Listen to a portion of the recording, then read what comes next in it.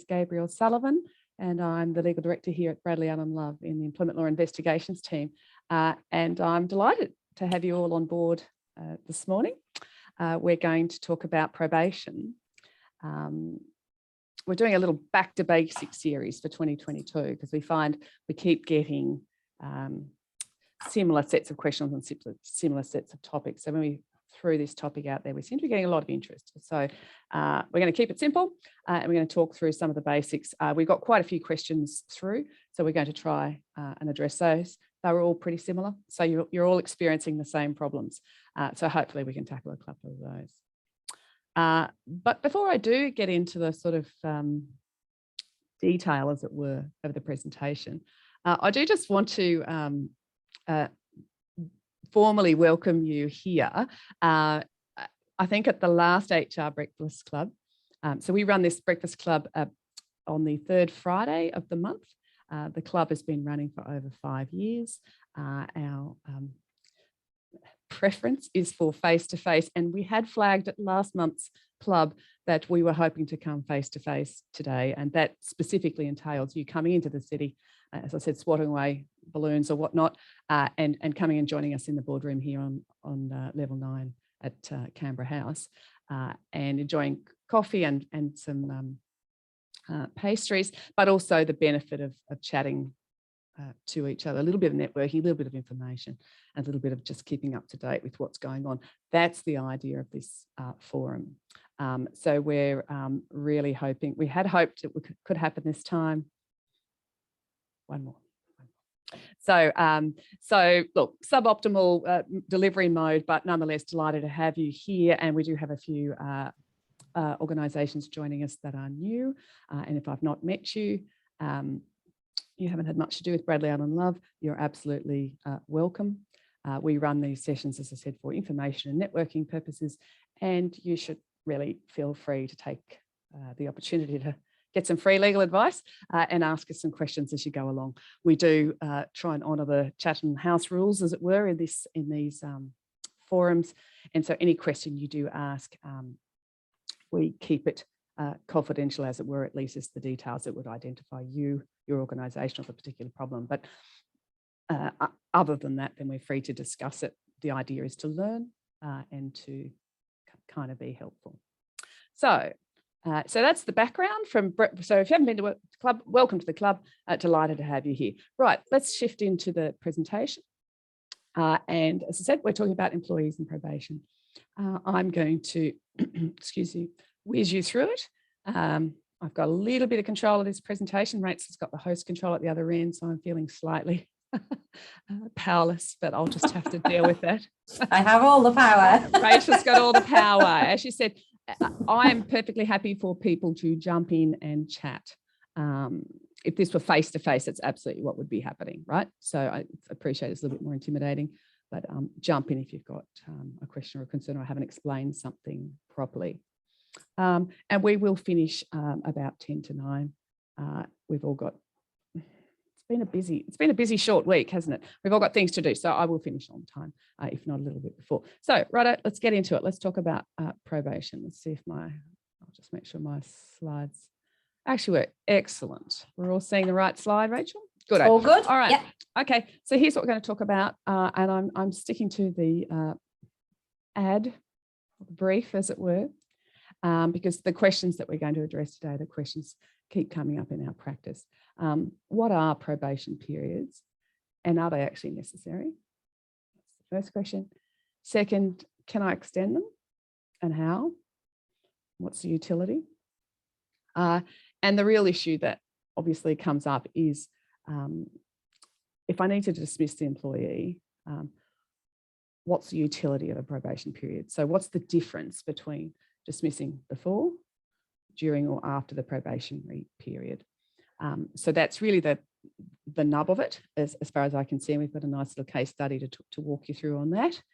And just depending on how we go for time, I mean, obviously probation, I'm assuming the reason this is a forum for HR practitioners. So we're really hitting it from the employer's perspective here. right? Bradell and Love does act for employees. We're quite happy to act on the other side of the equation if we're not conflicted. But today's presentation will be shamelessly pitched at those of you who have to make decisions, the ugly decisions about terminating people who aren't up to scratch. So that's really the context in which HR practitioners approach lawyers like us for advice about probationary periods. So we will talk about that. And as I said, if we've got time, if time permits, we'll talk about making defensible dismissal decisions more generally, because it's always a good, always a tricky issue, isn't it? Always a good thing to touch base on. So we'll end with that as far as time permits. Righto, so let's kick it off. So what are probationary periods and are they necessary? So what's probation? Okay. I'm sure you've all seen, well, those of you who've been to the club before may have seen this slide before.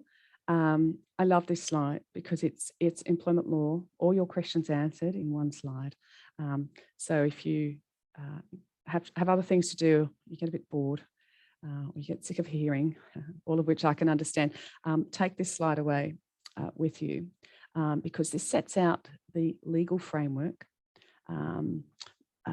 which forms the background against which all employment law decisions are made, including decisions about probation. And if you understand this, you will understand how probation works, and frankly, almost every other decision as far as the laws, as far as employment law is concerned. So I've said it before, but I'll say it again, because honestly, I say it to myself every time I get a legal problem to solve, and I say it to my colleagues here at Bradell and Love when I'm training them. How do we answer these questions? What is a probationary period? Or all the questions you're asking, how do we as lawyers answer those? Do we just know it in our head? Is it just some rule book? No, there's a framework that we look at to address these questions. So, and you probably know this, but I just find it really helpful to have it written down, a little checklist for me. So when we're talking about employees and employment, the starting point is always the contract of employment. And as I'll go on to explain, the concept of probation is really a term of a contract. So we start with the contract of employment, and we look as HR practitioners, what are the written or oral terms of the contract? And that can be, we can have a whole other essay or lecture on understanding the terms of a contract, because a contract can be written, oral, or a bit of both, and it has both express terms and it has implied terms. We won't have a lecture on contract today. I just wanted to point out to you, try to answer questions about probation, if you can understand, starts with contract, but that's not where it ends. Employment law starts with contract, and as we all know, things like legislation come over the top, right? You can write what you like in a contract, but because that's just a private deal between the parties, but you can't go and undercut national minimum standards, for example, that are found in the Fair Work Act, right? You still must honour legislative requirements, for example, work health and safety standards or discrimination standards, right? So we intuitively know that, but just legally, so that you understand it, you've got a contract of employment. That's one thing. It's a private deal between the parties. That's the first source of obligation. The second source of obligation is legislation.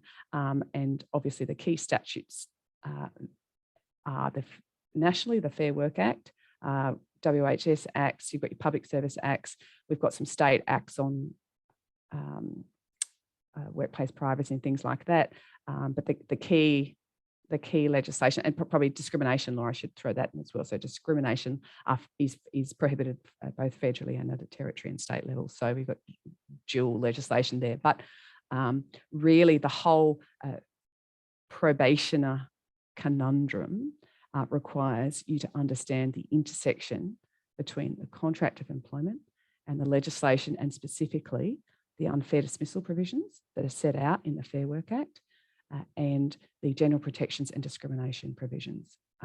So that's really what I wanted you to understand. But just to be thorough and finish our little pie chart there, the regulatory framework also consists of the modern award, if it applies to the particular employee in question. Occasionally you will find there are provisions in there that are relevant to probation or dismissal.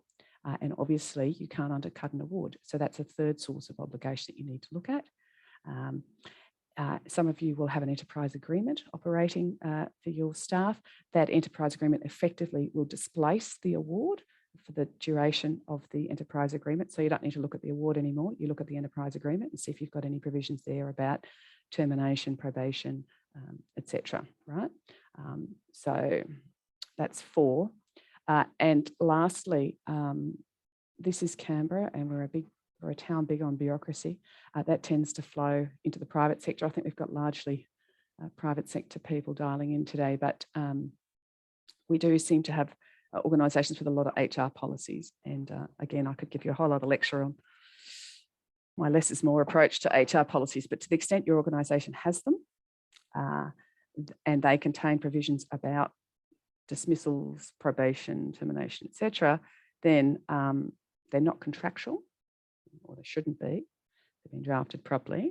They're just unilateral statements by the employer, but it's generally a good idea to follow them. So we can dig into that if everyone's got questions about why I say that, but they're the sources to look at. So when we're talking about probation, let's make sure we're focusing on those 5 sources, and we tick off each one to answer the questions, right? So that's the background. I'm sorry to labour the point, but I think that would be really helpful if you got your head around that.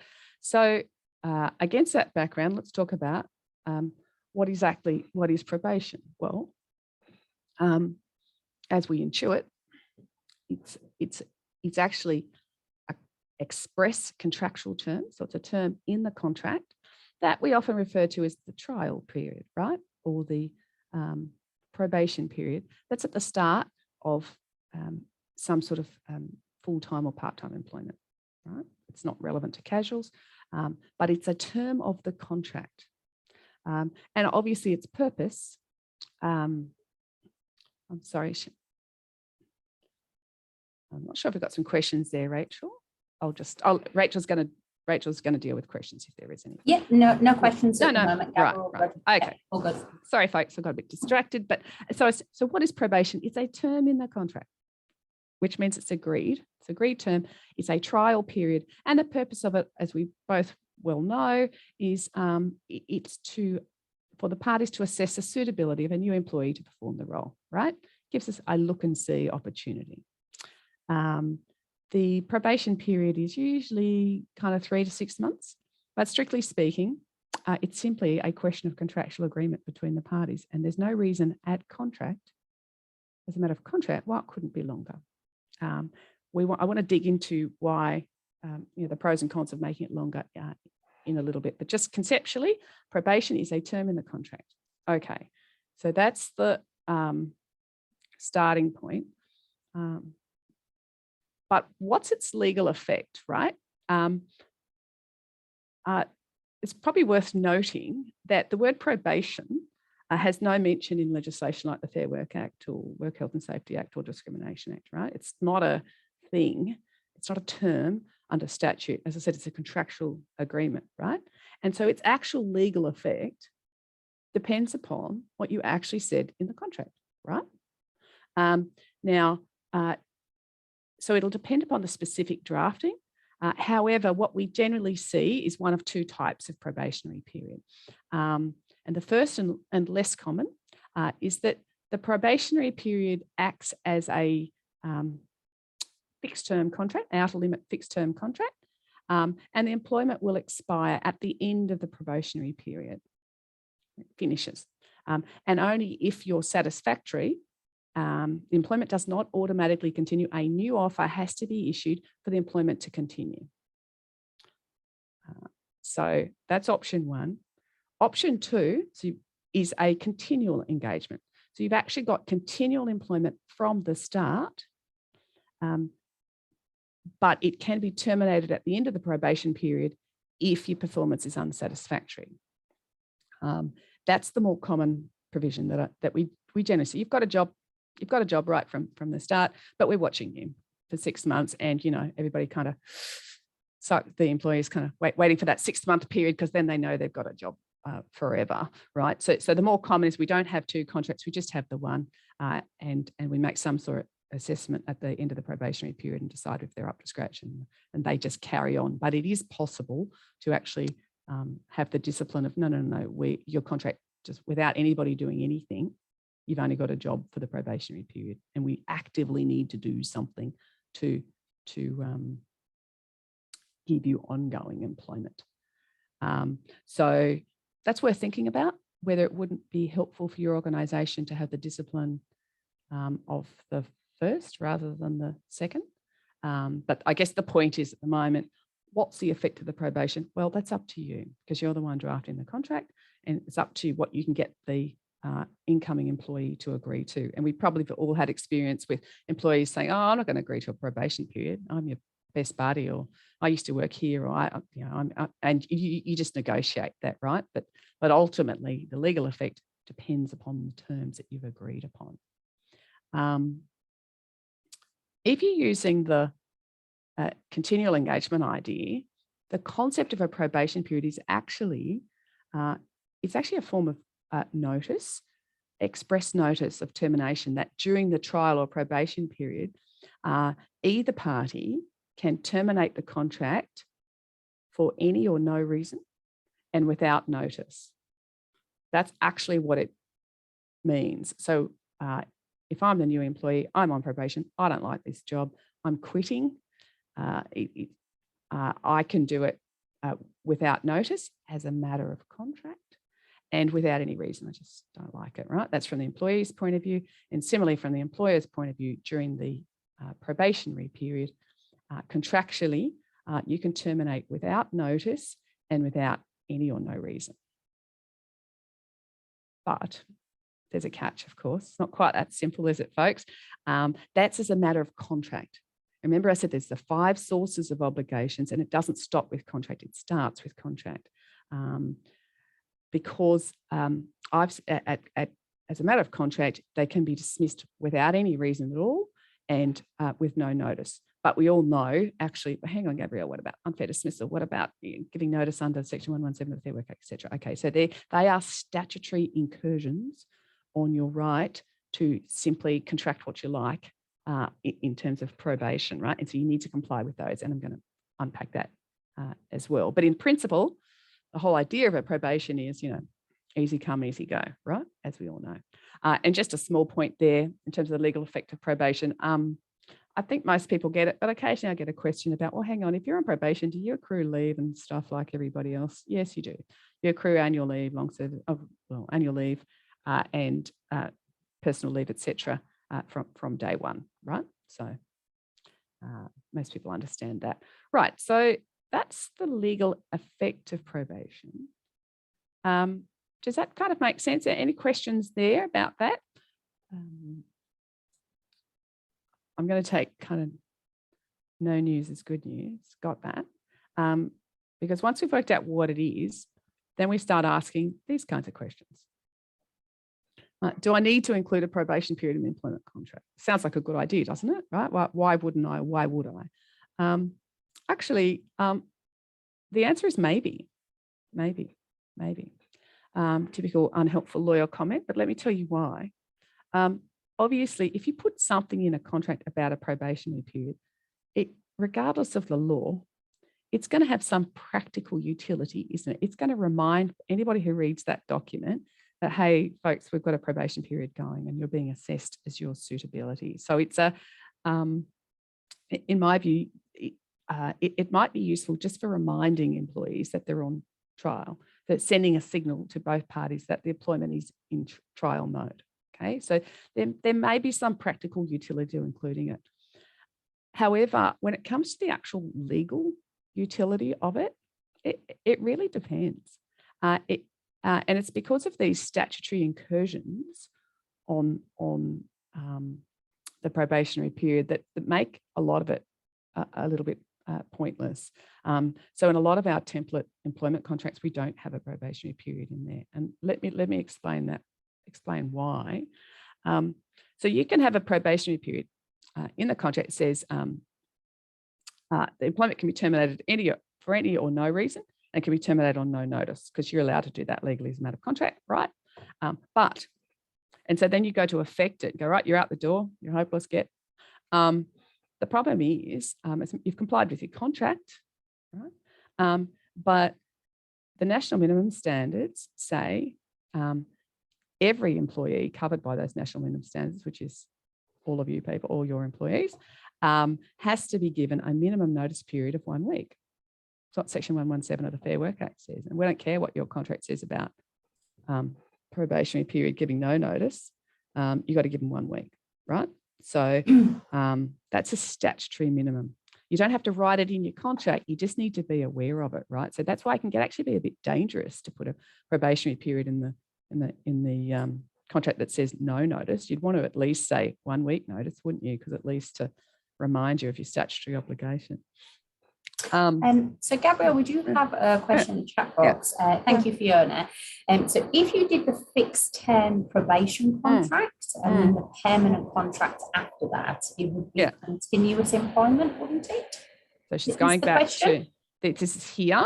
Am I right, Fiona? We're saying, well, if it was fixed term, would it be continuous? So no, you would have a fixed term contract. You've got a contract for up to 6 months of employment. The end. So it's a maximum fixed term of 6 months. Thereafter, you have no job.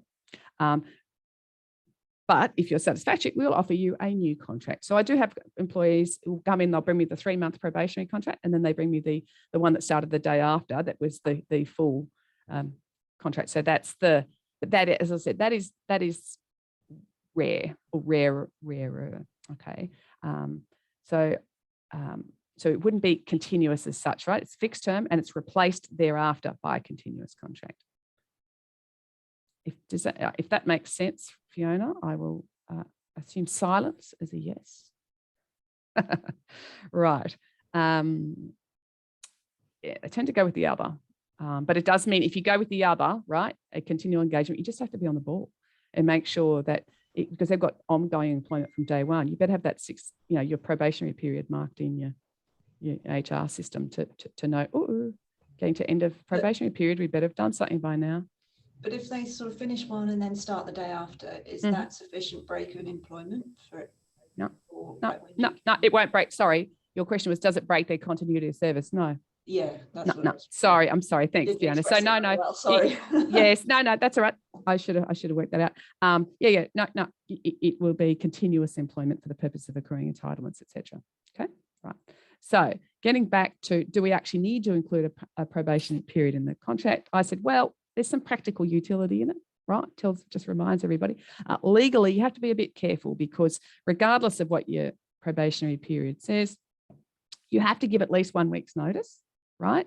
And what are you going to do if the unfair dismissal regime applies? So the unfair dismissal regime is all the provisions around Section 387 or so of the Fair Work Act, right? So it's a statutory impost. It's that wedge 2 of my pie chart. It's a statutory impost on your right to contract. And what the unfair dismissal says, if I was to give you the whole law of unfair dismissal in a sentence, is that for the people who are covered by it, and it's not all, but there's a lot of people covered by unfair dismissal, not all, you must be given effectively a fair dismissal process. That is a valid reason. Essentially, you've got to have a valid reason for dismissing people and a reasonably fair process. That's sort of what a fair dismissal is. But the thing is, right, so we know that, right? We've all heard of unfair dismissal and we get the essence of it, right? We could debate the minutiae, but we get the idea, right? The thing about so once the unfair dismissal regime kicks in, regardless of what's in your probationary period, right, you have to give a fair dismissal if they're covered by the fair dismissal process. So this is where it really matters that you're aware of the difference between probation and unfair dismissal, because we probably know that the unfair dismissal process doesn't apply. There's a qualifying period of service before you are eligible to access the unfair dismissal regime.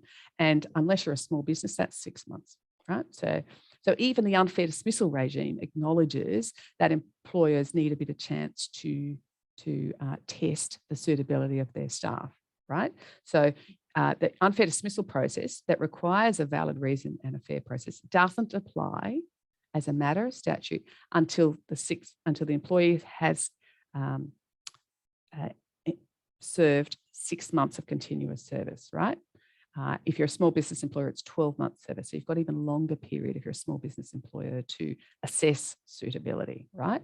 But that is a matter of unfair dismissal, right? It's got nothing to do with probation as such, right? So just think about that for a sec. We're just going to unpack that a little bit more, what that actually means. But it seriously affects the utility of a probationary period of anything less than 6 months, right? Anything more than 6 months. Because once you go over the you could have a probationary period of 12 months, couldn't you? But so what if the unfair dismissal regime kicks in at 6 months and you can't contract out of that because it's a statutory obligation? Then you're going to have to comply with the valid reason and fair process requirements of unfair dismissal regime, regardless of what you said about probation. And that's the real reason why, in large part, the concept of probation has become a lot less commonly heard in employment law circles. And as I said, in large part, we don't draft our template contracts with a probationary period in them because we just take advantage, employers just take advantage of the qualifying period exemption, as it were, from the unfair dismissal regime. But just remember, of course, not all your employees will be covered by unfair dismissal, right? The ones over the high income threshold. So probationary period becomes more important for those. And the other thing to think about when you're including a probation period, and as I said, if you've got a probationary period in your contract that says, I can sack you for any or no reason, and during the probationary period, okay, unfair dismissal doesn't apply for the first 6 months, but the general protections provisions, things like, and the discrimination provisions, and work health and safety and stop bullying and all that stuff, that actually still applies, right? Applies from day one. There's no qualifying period, as it were, of service before one is allowed to be sexually harassed, for example, right? So it's worth thinking about that. I'm going to unpack that just a little bit more for you because that really matters, because it goes to how careful you need to be about affecting a termination during the probationary period, because that's what we really want to tackle. And sorry, and just before I go on to the termination thing, just in a slide there, so I guess what I've said is, look, do I need to include a probationary period in the contract? Well, if you do, you generally make it align to the qualifying period for unfair dismissal, right? If any, if there is one, if it's 6 months qualifying period, you'd make your probationary period 6 months, wouldn't you? If you're a small business and your qualifying period is 12 months, then you'd make the probationary period 12 months, right? Because if you make it any longer, as I said, it's going to be ineffective for you to terminate without a valid reason, because unfair dismissal will apply. And if you do something less, well, there's a bit of confusion that you might create. So you might have a 3-month probationary period. It's okay. It's okay to have a 3-month probationary period.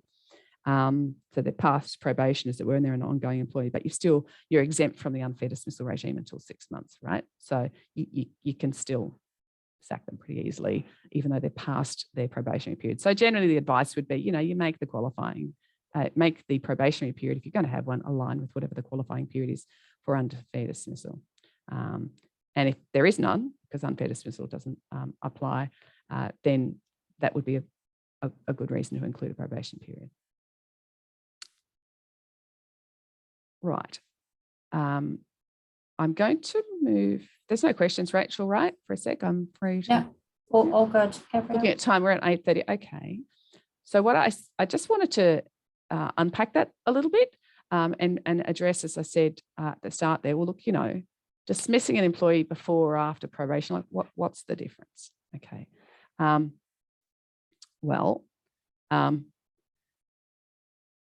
The usual process when you're dismissing employees, you have to think about, so I've got three slides there, three sort of considerations. The first two really go to unfair dismissal considerations, right? Like, do I have to worry about unfair dismissal, right? That would be, if I want to dismiss an employee, first thing I would think about is, do I have to worry about unfair dismissal? You'd want to answer that question, wouldn't you? Because there are a whole lot of reasons why you wouldn't, for a start, because they haven't served their qualifying period, right? That would be the first thing. Other reasons I don't have to worry about unfair dismissals because they're a high income, right? Or not covered by the relevant modern award, so I don't have to worry. But at least, that's a consideration when you're dismissing an employee generally. The other thing, so that's looking at the statutory wedge of the pie. Generally, also, when you're dismissing an employee, you must go back to the first wedge of the pie, which is the contract itself, and honour the terms of the contract. And if you said you won't terminate a contract until you've done something, some contracts, very stupidly in my view, will say we will not terminate you unless we've given you due process or something like that, and don't carve it out for the probationary period. There's nothing wrong with saying we'll give you due process, but you wouldn't want to be doing that during a probation period, right? But my point is simply, when you're dismissing an employee, you think about whether unfair dismissal applies, and then you think about what is it that we contractually agreed to in our probationary period. Like, what does the contract actually say about probation and termination, and making sure you're honouring that. And what I see in this practice all the time is in organisations saddling themselves with pretty onerous processes for simply terminating people as a matter of contract. And I can't help you there. If that's what if that's what you've contractually agreed, then you're in breach of contract not to follow it, right? So some contracts will say can't terminate until we've followed a particular process, and the public service is the prime example of that. In which case, you got to follow the process, right? So you want to check you're going to check whether unfair dismissal. You're going to check your contract itself, and while you're at it, you would look at the award, the enterprise agreement, and your HR policies, right? Just to check off, just tick it all off to make sure there's nothing there that we'd said before we dismiss anybody around here where you have, 3 chats and, 17 warnings or something. If you've said that, regardless of whether it's during the probation, then you have to honour that, right? So just being careful about that. None of that stuff, if you must have those protections, none of that applies during the probation period. But if it does, you got to honour it, else you'll be breaching a contract. Not good, right? And the last thing when you're dismissing an employee, you always have to think about that notice period, right? And so, as I said to you, contractually, the probationary period operates as a notice period. So you could probably write as a matter of contract, but don't forget you've got to give you 1 week's notice under Section 117 as well. So that's the sort of general, it's as simple as difficult as that, right? I'm not even talking about the humans involved and the tears and the drama. I'm just the law, right? So what happens? So that's the starting point. So if we need to dismiss during the probation period, right? What are we going to do? We're going to comply with the contract, right? And relevant ward, EA or HR policy. So whatever they say, they shouldn't say much if they're well drafted. There's no reason to make that more difficult than it needs to be. Secondly, we're going to give the notice, right? Even though we don't have to as a matter of contract, we're going to give the 117 notice. And of course, during we're going to make sure we're not sacking them for reasons that are discriminatory, right? We're not going to sack them because of their, sexual orientation or their pregnancy or whatnot. Of course not, right? Because we know that discrimination laws apply from day one, right? And when I say discrimination laws, for those of you that I've talked to you before, I'm also talking about the general protections regime, right? So if we're dismissing during the probation period and unfair dismissal doesn't apply, right? Strictly speaking, we don't have to act reasonably, right? We don't have to have a valid or a defensible reason, because that's required by unfair dismissal and it doesn't apply, right? We don't have to go through the misery of performance management, and we don't even have to, strictly speaking, give warnings or notice other than the 1 week, right? We don't have to. We could choose to, we might want to, but we don't have to, right? What we do have to do, though, is just make sure we're keeping way away from any sort of discriminatory reasons, sacking them because they're on workers' comp, taking sick leave, engaging in union activity, those sort of things. We don't do that. The probation period will not protect you from that sort of stuff. So keep away from that. But otherwise, if it's really about this employee's conduct and or performance is not up to scratch, then we don't have to go through and have this elaborate sort of performance management and fair dismissal process that the unfair dismissal regime otherwise requires. We do have to comply with discrimination laws, and ultimately there is such a thing as a duty of good faith in employment contracts not to act kind of ridiculously. So we don't sack people on probation because, I didn't like the colour of your tie or something. We don't pick perverse or whimsical or irrational reasons, but we don't actually have to be so crazy stuff is right out, but reasonable, we don't have to be reasonable. And frankly, for senior executives and your high level people, that's entirely why we want to use that probationary period to really assess whether they're up to it, and if they're not, deal with it, because performance managing those situations is usually pretty onerous and can be very emotional. And obviously, you people would all know how difficult that can be. And if there's a way to avoid it, why wouldn't you? And so use your probationary period and your qualifying period, your hiatus from unfair dismissal, to take advantage of that. My one little tip there, I've said, so you don't have to effect a fair dismissal, right? If you're doing during a probation period that aligns with the qualifying period for unfair dismissal. But could I suggest to you, it's always a good idea to have a paper trail, right? Why did you must have a reason, right?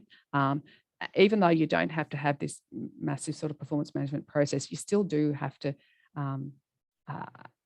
ultimately, you could face a general protections claim that you acted for an unlawful reason, and you will actually have the onus of proof to prove that you acted for an innocent reason.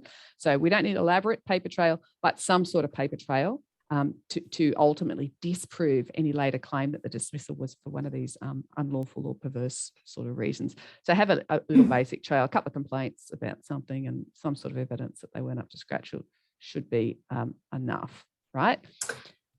So we do have another question, Gabrielle. Yep. So thank you, Pauline. Can you put a new probation in place when the employee changes employing entity, like the acquisition of the company?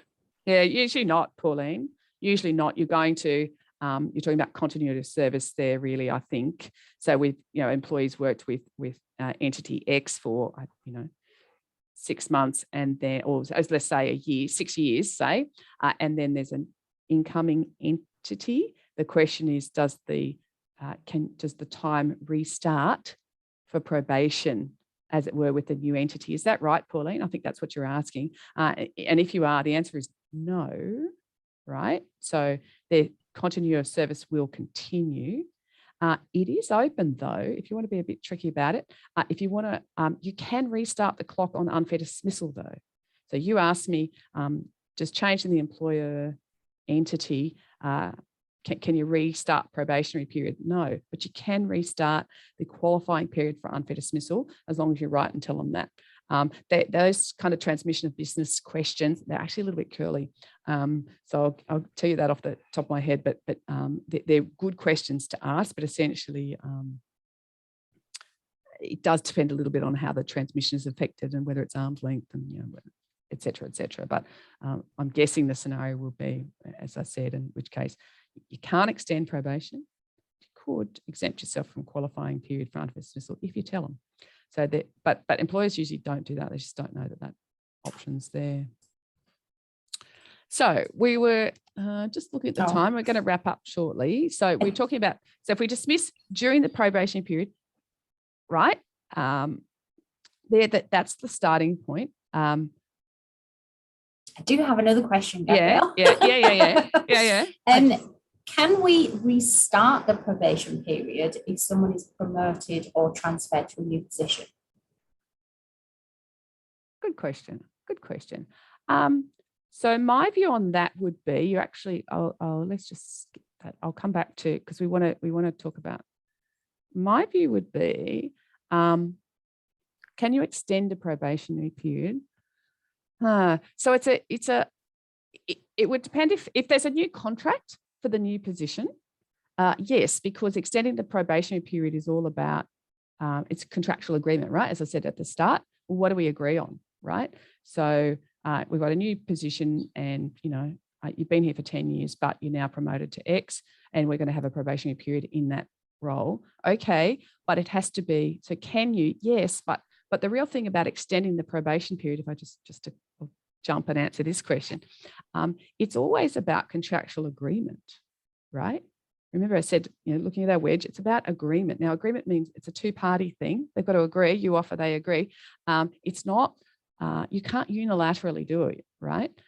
So could you say, you're in a new role now and you've got a new probation period? Sure, as long as they agree to it, right?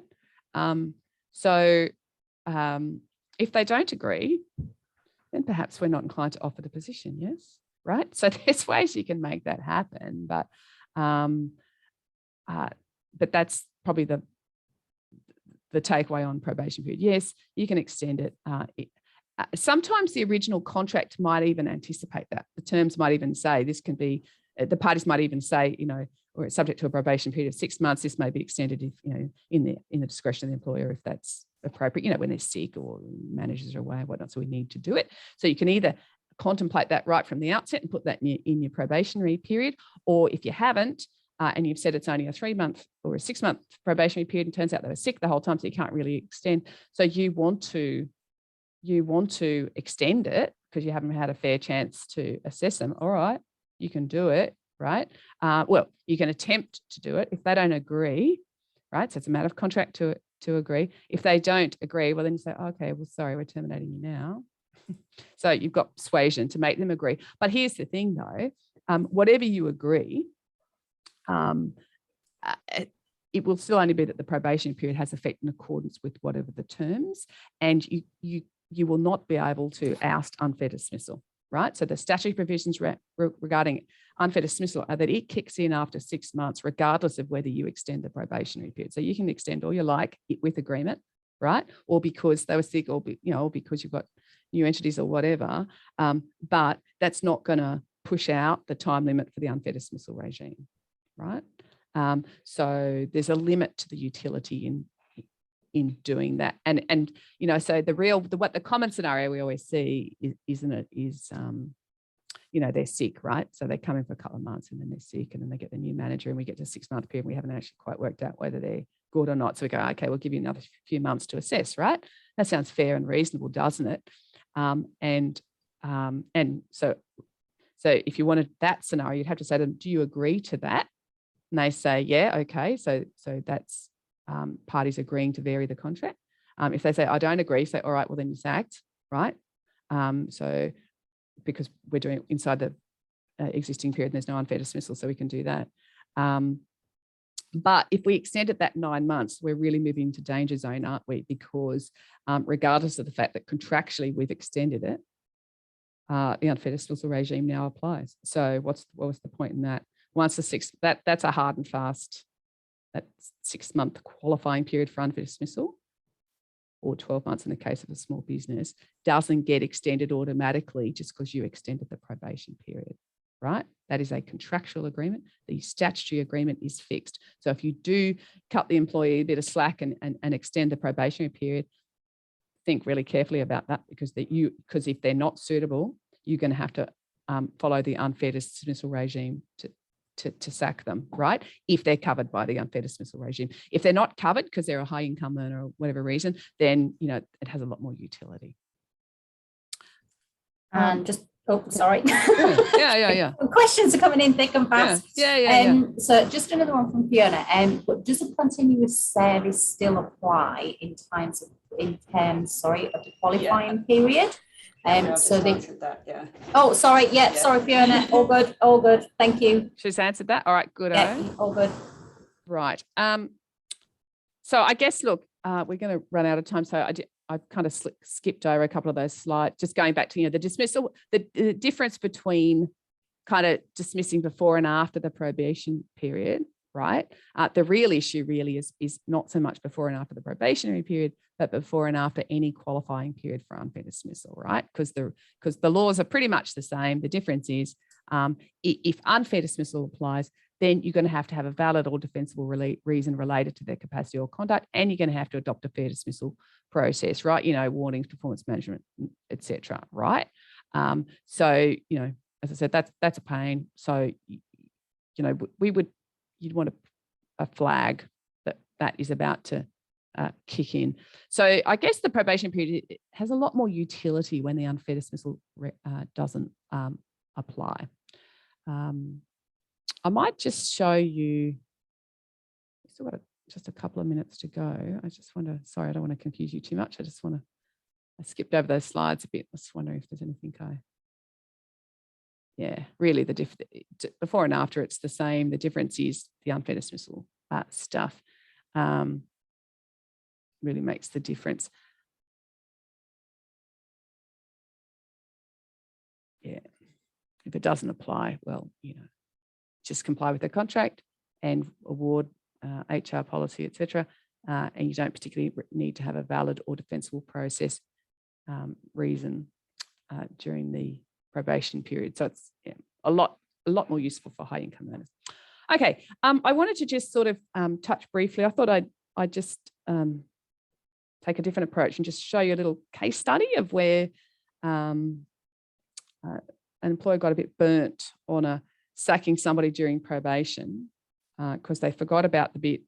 They remembered the 6-month qualifying period for unfair dismissal, and they thought, oh, good, I can sack this person without due process and a valid reason as such. But they forgot about the general protections provisions. So remember I said they're the ones that kick in from day one, regardless of what your probation period has. And look, we get, so this decision is just, it's not like a seminal case or anything. It's just, my clerk assisted me find something that was just a pretty bread and butter type case. What happened in this particular matter, it's Federal Circuit Court, so it's not like High Court or anything, but this is the kind of palaver that people like you and I have to deal with, right? The employee was dismissed 5 months, right? During her 5 months of employment, she had a 6-month probationary period, right? So they sack her 5 months in, right? And she was actually, she filed an adverse action claim in the Federal Circuit Court saying that she was dismissed. She didn't go for unfair dismissal. She didn't sue for unfair dismissal because she knew there was no jurisdiction, right? Because she hadn't served the qualifying period of 6 months. She'd only been there 5, right?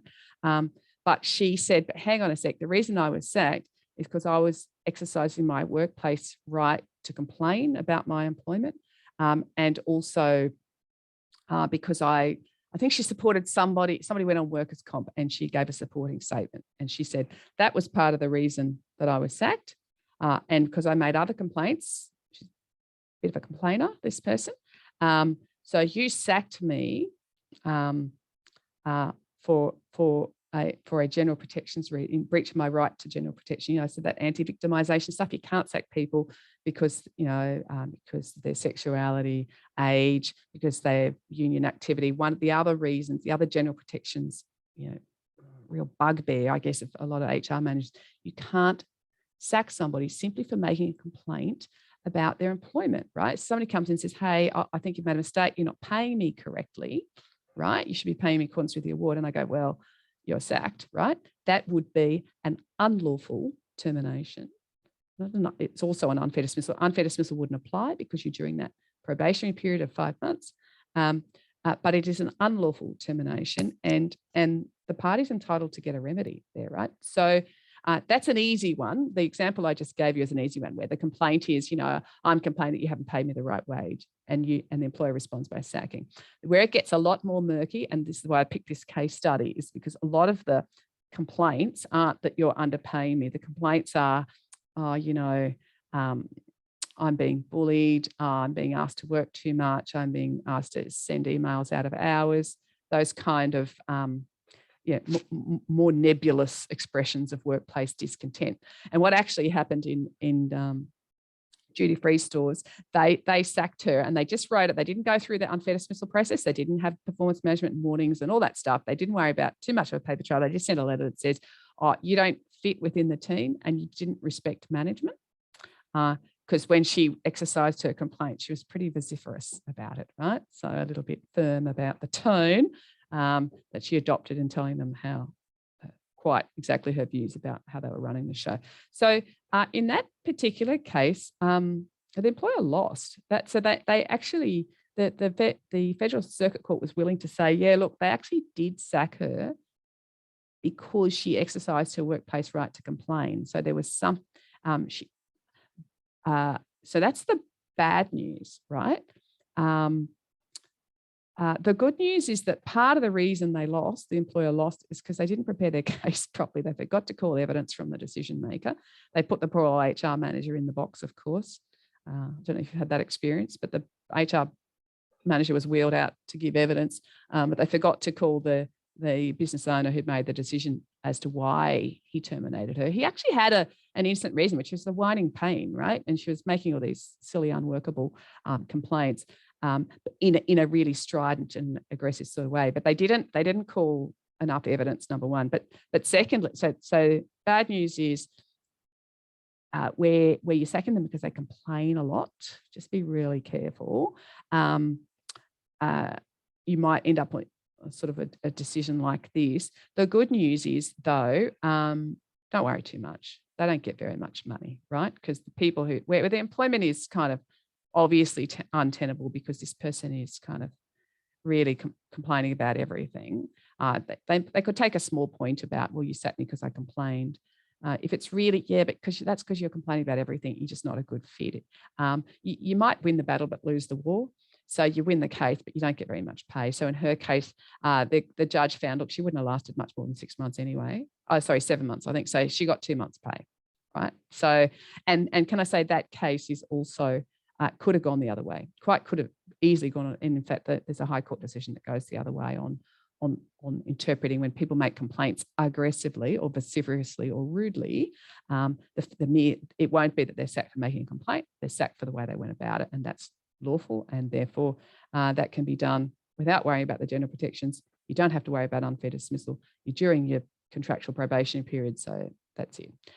So that case is don't take that as the high water mark of anything. So I just thought it'd be worth just unpacking a little bit how you just need to tread a little bit of caution with sacking during the probationary period. Yes, you kind of ticked off that unfair dismissal doesn't apply. Just remember that your general protection, your discrimination provisions do apply.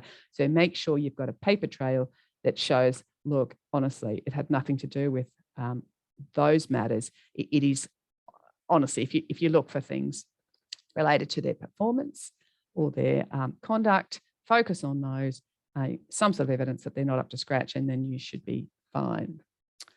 I promised I'd finish on time, so I think I probably need to shush up because we talked about extending the probation period, right? So it's 5 minutes to 9, Rachel. I'm over by a couple of minutes. So you've probably heard enough from me. I would love to talk a little bit more, but we are out of time. So I'll be quiet and I might just hand back to Rachel if she's still, she's still there. I'm still here, of course I'm still here. Okay, so first of all, does anybody have any questions that they want to ask? We don't have any more in the chat box. Please feel free to put your microphones on if anybody's got any more questions. You can always send me an email after the... Oh, yeah, email. If something comes to your mind or I didn't explain things clearly enough or you're confused, then you send me a note and I'll clean it up for you. Okay, no questions coming through. So thank you everybody for joining us today. Thank you for all your questions. Thank you, Gabrielle, for presenting. Our next HR Breakfast Club, we normally have them falling on the third Friday of every month. However, the third Friday of April actually falls on Good Friday. So we're actually going to bring it forward a week so we don't have to cancel it. So our next club will be held on Friday, the 8th of April. And we are finally going to be back live in our BAL offices. Oh, it's very exciting. Yes. Face to face. Face to face. Very nice, very nice. And what are we talking about, Rachel? We are continuing with our Back to Basics theme, and our topic for next month will be on managing staff conflict. Gabrielle Sullivan and an external presenter, James Judge, will be presenting on this topic. So we hope we will see you all face to face for coffee and pastries next month, and the invites will be sent out shortly.